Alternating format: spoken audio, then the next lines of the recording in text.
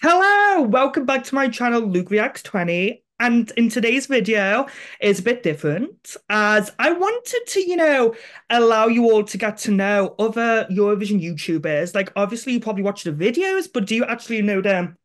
Do you actually know what is to them? Like, what are they? Who are they? What do they do? So our first, so our first guest is Amer, Balkan guy. Hey guys, Yeah. thank you so much, Luke, for having me. As I've already told you, big honor, big honor. I'm super glad to be here, and I love this concept of like actually getting to see behind because I feel like often when people watch these YouTube videos, they see what's out there on the YouTube, but then there's so much behind. We're all people. We all have our personal lives. For I don't think for anyone Eurovision YouTube is their job, or for example, or their career because you can't make a lot of money from that. Exactly. So it's like we all got careers. Yeah. So thank you so much. It's okay. So, firstly, what does a day in the life of Ama look like?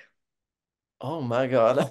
I mean, every day is different, but honestly, I go to the gym in the morning. As I'm known as the gym guy. I it's one of my biggest passions. I love the gym, and it's such a big part of who I am, and it really I feel like I love it in the morning because it sets me up for success. Once I Okay. finish the workout in the morning, I feel ready to conquer the rest of the day. Then during the day, well, first of all, I work. I have a job. I am a marketing manager, so I do marketing, which I absolutely love my job. It's amazing. So there's that, and then I do a lot of Eurovision video filming. Yeah. Um, Which we'll I get later. yes, I cook, What's your go-to dish? Like, what's your favorite meal to make? but I'm not sure if this will be your favorite. But like, so I'm vegetarian, Oh, okay. and being vegetarian and going to the gym, it means like it's really hard to intake a lot of protein. So Mm, every day I need to eat my 7 eggs. okay. Every day I gotta do it. Some Perfect. days I love it. Some days I'm sick of it, but I gotta do it. It's the only, the only way I can intake all that protein. So that's like the go-to. Do Ah. you like eggs? Yeah, yeah, but I'm like you, I get sick of it. Yeah. Like you, I'm a gym person. I'm obsessed with the gym. Like, so for lunch, I try and eat like a chicken breast, some tuna, and a poached egg. So And protein overload. literally, and egg, like it's always, just gotta go You for it. gotta, the key is you gotta spice it up. You can't just be making eggs. You gotta add some veggies one day, then you gotta add some cheese. And this is something I know a lot of people do. Make scrambled eggs and then grate some smoked cheese over it. Ooh, Heaven, heaven. When I tell you heaven. okay. But how did you get into the gym? What made you want to go? That's a good question. I mean, I've done sports my entire life. I've always done sports. Something I know a lot of people know about me. I have a black belt in karate. Oh, nice. So I've done martial arts my entire life. I've done soccer, volleyball, even dance. So Hmm. sport has always been in my life, and But going into Eurovision, when did you become a fan? What made you go, okay, I like whatever this is?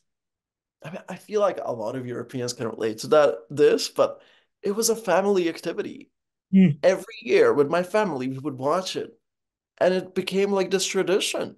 Yeah. And it really, as a kid, it makes you love it. And when I was really young, I couldn't stay awake for a long time. I would always fall asleep before they announce the results. So Val. yeah, it became like a thing where I would find out who the winner is the next morning. And I remember that Eurovision 2006 was the first time that I managed to stay awake until the winner announcement.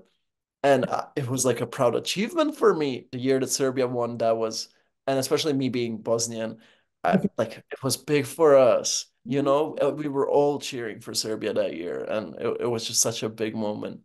Oh. But with Eurovision, like, what does it mean to you? Like, for me, it's fun and it's special for me because I feel like every year it's exciting and you feel like you're part of something. But like, how do you feel?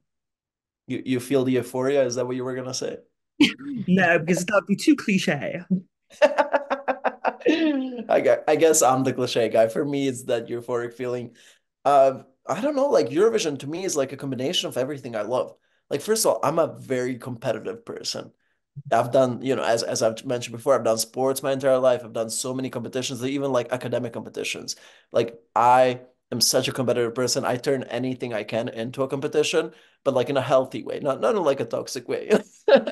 And first of all, it's a competition. Second of all, music. I mean, I love music, and I'm sure you love music too. And then the third aspect of it is the internationality of it, you know? The fact that you get to explore different cultures through it, the fact that it's like different countries collaborating on a one event and it kind of brings everyone together. And I love everything international. I've lived all over the world. I travel a lot. I love meeting people from different countries. I love exploring different cultures. So just a combination of those three things, competition, music, international.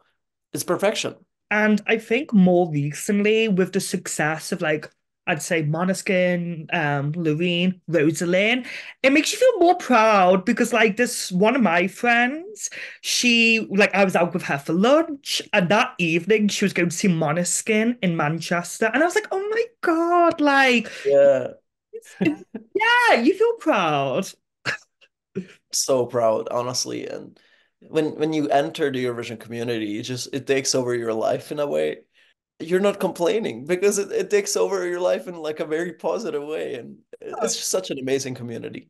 It is, it is. So I feel like a lot of people probably ask you, what's your favorite song in Eurovision? So I'm not gonna do that. However, what's your favorite country at Eurovision? What I country? was ready now to talk about my song. Now I'm sad. Oh, what's your favorite song? Go on, tell. Okay. Well, my favorite song, and actually, I'll give you a double answer because the my favorite Eurovision song ever is from the country that is probably like my favorite Eurovision country, and it's Armenia, 2006 with Love Wave. Oh I yes. mean, that was just such an incredible song, and the performance really like made it so much better. It's an experience. You watch that and you listen to that, and you just it's everything. And I feel like it perfectly represents what Eurovision is because it just evolves like all those different aspects because Eurovision is not just a song contest. It can be called song contest, but it's not.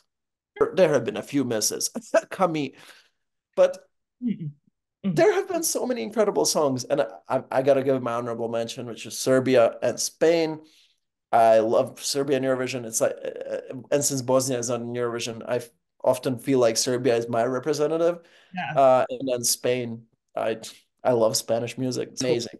What about you? oh God, favorite song? Mm,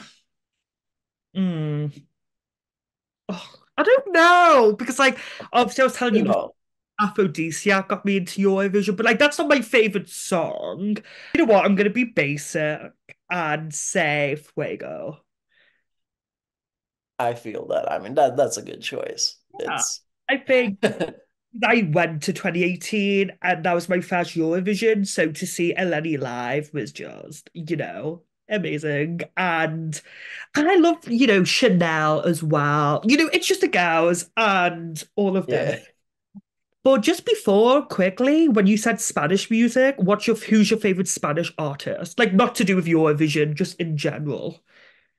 Oh, That's it. that's a hard question. There are a lot. Oh my God. I think it would have to be. Oh my God, my brain is like playing blanking now. Can I say two? Yeah, go on. It has to be Anna Mena. Yes. You know Anna Mena and Aitana. They're like my two favorites as well. There you go. You got amazing taste. What can I say?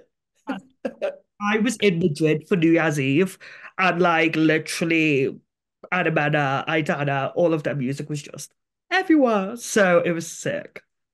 Yeah, they're incredible, and they don't release bad songs, and they're just like my two favorites. But there's just so many incredible artists in Spain, and when you have Rosalia, I mean, Yeah, she's yeah, she's cool. yeah. But that's too much of a basic answer.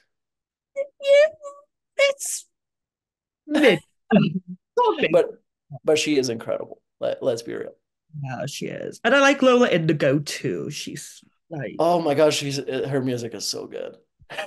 all good. Have you ever been to Eurovision or a national final before? Never been to Eurovision, but Malmo, I'm going. Are It's you? gonna be my first year ever. Are you? I've not got tickets, but like I've got a hotel booked if I want to go. Okay, so that we might see each other. Yeah. Okay, but you should go. I I will. think you should. Only because I've done it for 2 years in a row, Italy and Liverpool, and I'm just a bit, you know, it's a bit exhaustion. Three is the golden number. Tempting me, tempting me. Been to Benidorm Fest, and I have been to Pesma's Eurovision, Serbia. Serbia. Yes. What year was that? I went to Pesma's Eurovision in 2021 and Benidorm Fest 2022.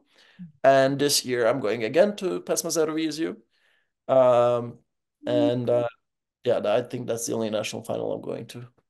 There's some really big names in Serbia's this year, isn't there? There are. We got Constructa, we got Breskvica, we got Teodora. It's gonna be tough for everyone. That's fun though. Like I feel like it's more fun when established names like are getting in because it shows how big Eurovision is becoming. True. I mean, I've been a huge Breskvica fan since like forever. And this is something that not a lot of people know. Breskvica started off as a duo. Oh, okay. So yeah, like she used to date this guy called Voyage, and they were a musical duo, and they made songs together, and they became huge, and they became like Serbia's couple, you know? Okay. Everyone was loving them, everyone was rooting for them. They were like super cute. And then they broke up. And it was this whole big scandal because not only did they break up their relationship and everyone was rooting for them, that means no more music together. No, no. And people love their music. And that's when they like started off their solo careers. And which is really funny, her first solo single was called Bon Voyage. And Mm, his name is Voyage. So it was so iconic. She was like, Bon Voyage. love that. She should win the national final just because of that reason. What's his surname? Philip Balish. He's back, isn't he? Which He is back. excited. Like I wanted him to win last year. You Uh, did? well, Okay. Hurricane, but I realized that they weren't gonna win, so I went to the Philip trade. Interesting. I My favorite last year was Zaina, and she's participating again. Nice. So I guess we're gonna see if she can do two in a row. I loved Philip's song, and then when I saw the performance, I think that was like the best package overall. I I I don't know. Like I feel like he would have gotten the best result for Serbia. Me too, because it was very like modern, but like it still had like this Balkan Serbian vibe Yeah, with it being a bit mysterious. Because I that's what I think with Serbia. Like I feel like a Eurovision, they're very like quirky and mysterious, yeah. still modern. Yeah, also, obviously you've got a YouTube channel. I think it's something called the Balkan Guy. Something like that. But it's the Balkan guy, Okay, please. Balkan Guy. But how did you get into that? Like, what made you want to start YouTube? I was living in the US, so I, I studied in the US. That's where I went to university, and I didn't have a lot of friends that I could geek out about Eurovision with. So and I just had all this passion that was going. I didn't have a place to share it, and I guess I could have like tried to get a few more people, a few of my friends into Eurovision, but I was like, you know what? Let me go make friends with the entirety of Europe, with the entirety of the world. Let me just post these videos. Like, and I always had passion for video making. Um, and I feel like a lot of it was also confidence. I feel like I knew I wanted to start a YouTube channel way before I actually started it because it took me quite a lot of time to gather the confidence to put yourself out there. And it's hard. Like, you get hate, you get a lot of different comments, and it's tough being out here. And in a way, it turns you into, in at least in the Eurovision world, it turns you into like a public persona, Yeah. which immediately it comes with responsibility, it comes with difficulty as well. So I wasn't sure if I was ready for it, and it took a lot of time. But at some point I got there, and ever since I did, it's been one of the greatest things ever. It introduced me to so many incredible people, people like you. Like, if I didn't start my channel, we would not be here talking right now. So Well, what I think was important, what you said, was that with YouTube, like, it's not like you're making videos for everyone, it's for Eurovision fans. Like, it's the community.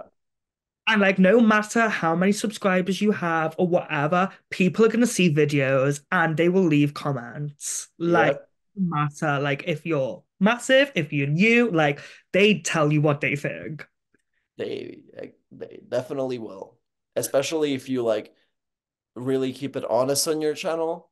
And when you don't like a song, you say you don't like a song, you better be ready for the backlash because it's about to come, and it can be tough. Sometimes they roast me, sometimes they roast my country. Like, they But get creative. They get creative with the insults. It's sometimes it's fun. I like to read them and just laugh, and I'm like, wow, yeah. this was creative. Good job. Also, there is something on YouTube called the Eurovision Tea. What? Tell me the process. How did you do it? I I love meeting people. I love and you're like talking on my channel about Eurovision was fun, but like you're still talking to the camera. Yeah, there are people that are gonna watch a video and you're talking to those people, but it's still a camera. Yeah. And at some point, I was like, I want to talk to people too. I want to have a more interactive. And I had this idea, and I was like, I knew it was going to be called Eurovision Tea because I was like, we're going to be spilling the tea. I had this concept of having the mugs, flipping them if it's going to qualify or not. I came up with all of that in my head, and then I was like, well, I need people. I Mm, can't do it alone. I was watching some YouTubers at the time, and one of my favorite YouTubers was Shane. yeah. So shout out to Shane, incredible guy. If you're not subscribed to his channel, go. His Eurovision videos are incredible. And I reached out to him, and I was like, "Hey, I love your channel. I have this idea that I want to like start, and I want to do it with you. I really want to do it with you. I think you're amazing." And he had such a positive reaction. He's like, "Let's do it." And then Yes. it became a thing. We got one member after another member. The first year was just the four of us, and initially it turned into what it is right now, and that's like we have like the 10 members that are like permanent members, and we also introduce people as like guests. Yeah. um, so we have guests in each of our videos. It's a bit also hard because the more the series got popular, the more people wanted to become a part of it, but if you kind of can't have like 100 people in it because what is that going to turn into? But it's amazing that we still get to have possibility of adding people as guests in our videos to also give exposures to new YouTubers, to YouTubers that are amazing, making amazing content out there. But yeah, it's been an amazing community to be a part of. I'm super proud of it. I'm amazing. Like, they're all amazing people, and they're my friends now. They're not just like people that I'm filming videos with. They are my actual real life friends, and I love them. And I'm gonna meet almost all of them this year in Malmo, and I'm so excited. Oh no, they're all good fun. The ones I've met anyway in person in Liverpool, great fun. Every single one of them, incredible people. Yeah, I just love them so much. now we are in 2024. What do Yeah, you think we are. of this contest? How do you think it's shaping up to be? I mean, it's been talks that like this edition of Eurovision this year, it feels like a fan edition. And like Yeah. we're getting so many singers that have been prevalent in fan contests and even been like a part of a lot of them, and people don't know that, but like I've been a part for a few editions. I was a part of ESC Shane's. So not like Shane that's in Eurovision Tea, like ESC Shane, the one that makes like Eurovision tops and stuff like that. He has a fan contest called Our Eurovision Song Contest. I've been a part of that for like 6 editions now. I even won it one edition. So I am a big geek when it comes to Eurovision fan contests, also ESC Geos and a few Instagram contests. And a lot of the singers that have been in those fan contests are in this year's Eurovision. And then we have some fan favorites from national finals. So I feel like this Eurovision is gonna be like a love letter to the fans. Obviously, we've got a lot of national finals coming up, and we still got Melfest songs. And I know we know the artists, but obviously Yeah. songs. And I'm going to the final for Melfest, so I'm hoping the quality is good. Come on, you cannot have a good Malfest with those with that lineup. I It's know, but insanely like, strong. got her. She's like my little baby girl. Like, I love her. she has to be in the final. I know. But what's your favorite Daughter song? Out of her, your Eurovision attempts, or in general. All of her songs. I'm gonna say her newer one, No Room for Love. Interesting. Very good choice. Because I think that's got the it's just very radio accessible. Like I could just listen to it on Spotify. Like Yeah, it's amazing. But my favorite is Bon Voyage. nice. I like that one too. It's so retro 80s and it's in Swedish. Yes. Uh, I wish she would bring a song in Swedish to Malfest, honestly. But I understand why she would also go for English because But I think we should have a little game because it's not a game, okay, it's a quick fire. I So like games. Let's go. I'm gonna give you three singers, like individually, who are competing at Eurovision, internally selected, and you just need to give me a few words on what you expect from them or their song. Okay. So our first one we have Celia, who is representing Cyprus. Choreography, Yep. Polishness, Mm. absolute banger. Yes. That's what I'm expecting. Ollie Alexander for the UK. Vibes, potential winner song, Mhm. and amazing energy. Yes, I like that. And Nutsa from Georgia. Power, honestly. Expecting power. Everything she does is super powerful. And she says it's gonna be an upbeat song. I feel like it's just gonna be something powerful. I'm going to say national final from this year, and you need to tell me your winner, but also who you think will win. And they can be the same answer. Okay. I thought you were gonna say winner in last place. I'm like, oh, I'm about to throw some shade. Shall we do that? Like, yeah, Uh, let's spice let's it do up. it. Okay, Let's do it. so UMK. Winner, sign kicks. Say it. Who I think is gonna win? Sign kicks. Last place. Oh, that's a hard one. They're all so good. But my last place would have to be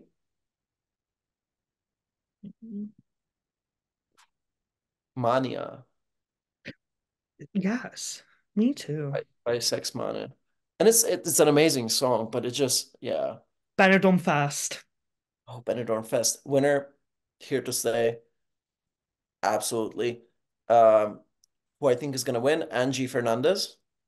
Okay. And I think she is the best choice for Spain. I think she easy top 10 in Eurovision.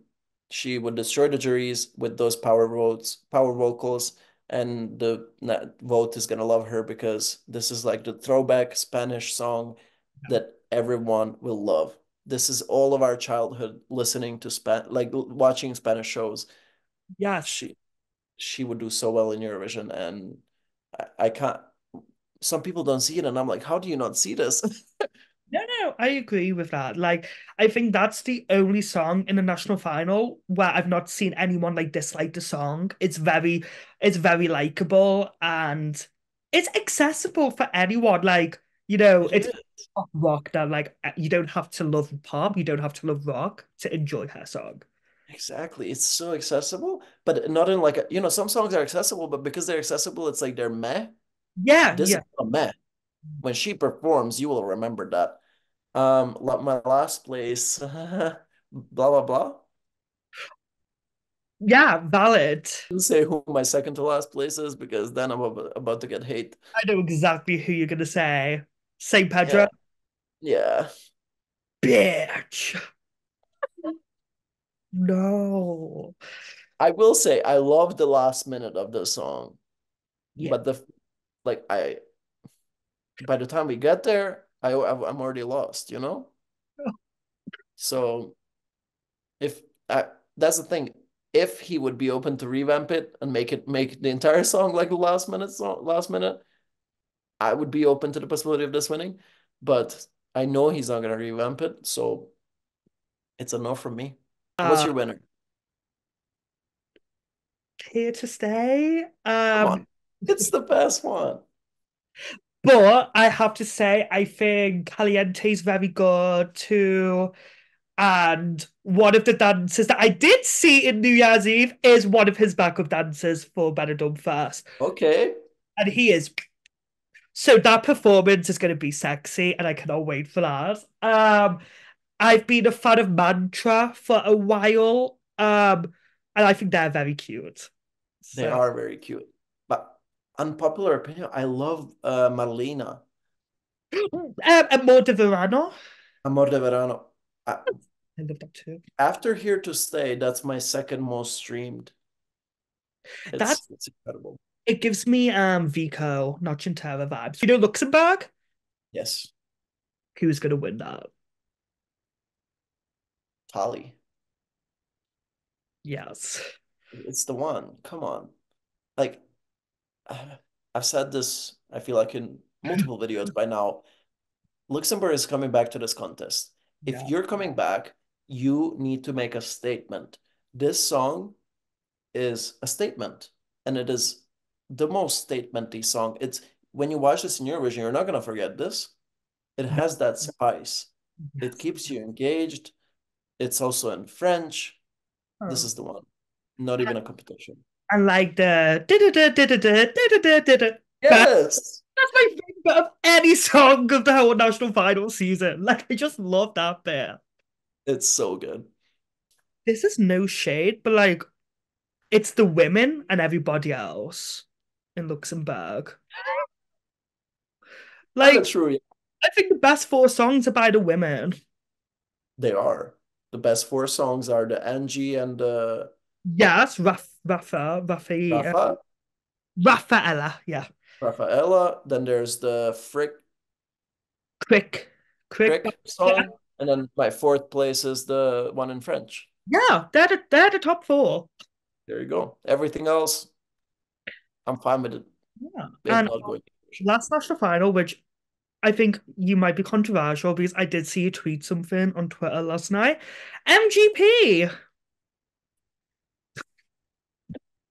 Why'd you gotta do this to me? My AI. Okay. It's an obsession. The way my brain, the frequency that it works on is the same frequency as that song. If that song goes to Eurovision, it might actually be my personal winner. Valid. Okay.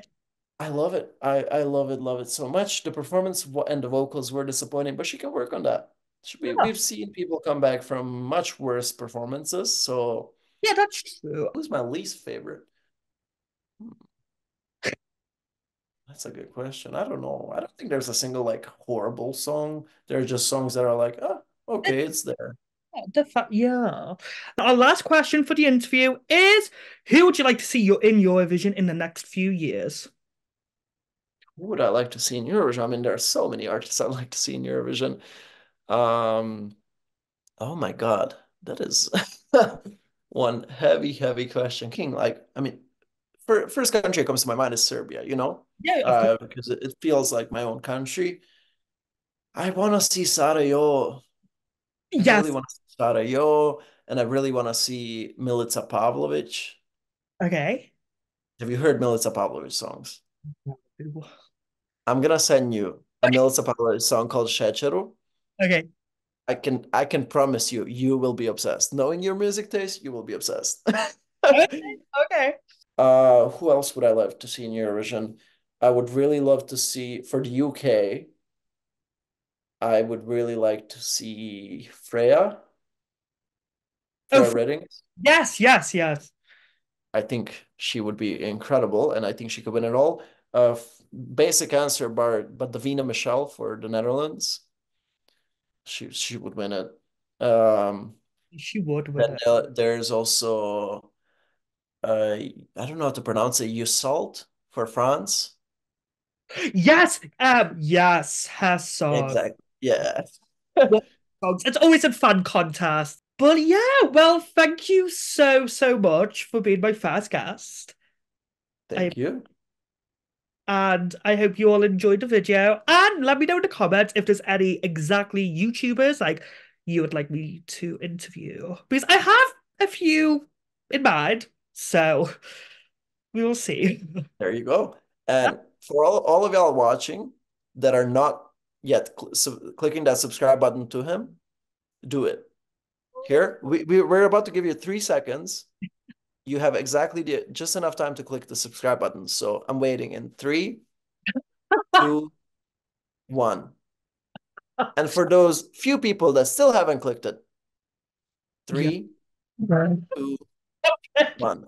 Okay, now that everyone is subscribed to him, now we can end the video. Yeah. Well, that's what the Balkan guy said. The Balkan guy. Welcome back. Well, thank you guys. That'd be Bye. Bye. Bye.